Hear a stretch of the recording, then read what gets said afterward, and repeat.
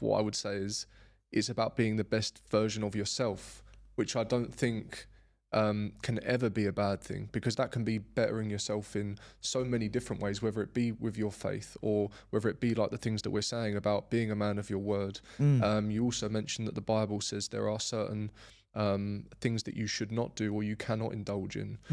Again, bettering yourself, because these are, would I be right in saying that indulging in those things is a sin, or it's just advised against? Yeah, I mean, you could label it as a sin, but it's pretty much what that does to you, right? Like, for example, before I would go out and I would have some alcohol from time to time, and it would make me feel good in that moment. And I would be able to interact with people and I would be able to have some fun. But when I got home and no one was around and I still had the effects of alcohol, I wouldn't feel good.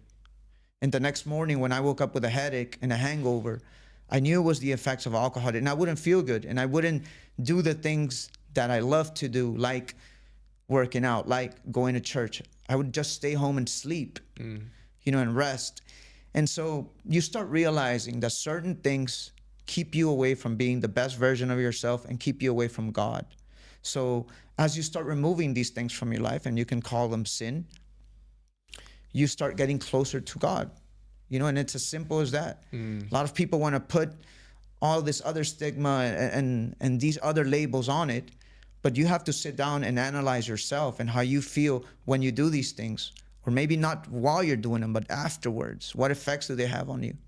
I think that's so powerful what you've just said right there, and you've taken it a step further than a video I watched on YouTube by Mike Thurston. He's not going into the religious side of not drinking alcohol, but what he does touch on is how it makes him feel and the reason why he gave up alcohol. And what he says is similar to where you were going with that of, how you feel the next day and things like that. But he takes it a step further in that he says he realized that a lot of the time when he was drinking the alcohol, it was just to try to enjoy the place that he was or the people that he was with, and it was less about the alcohol, which made him identify that actually the places that he was going and the people he was meeting shouldn't have been where he was going or who he should have been meeting. Wow, brother. Because you don't need alcohol to have a good time. If you're happy and you're content, I have an even better time sitting here with a coffee talking to you than I would if we'd gone out and shared a whole bottle of tequila or something like that. Don't get me wrong, I'm sure it would have been fun, but yeah, 100%. When you're with the right people, you don't need alcohol to improve the experience. Yeah. Because everything is already there. And I think that's the difference. And I took a lot from that as well. When I watched it, I thought that's so true. When I'm with my close friends or my family, I don't think of alcohol. The only time I would ever drink excessively is when I am in a bar and I am in a club.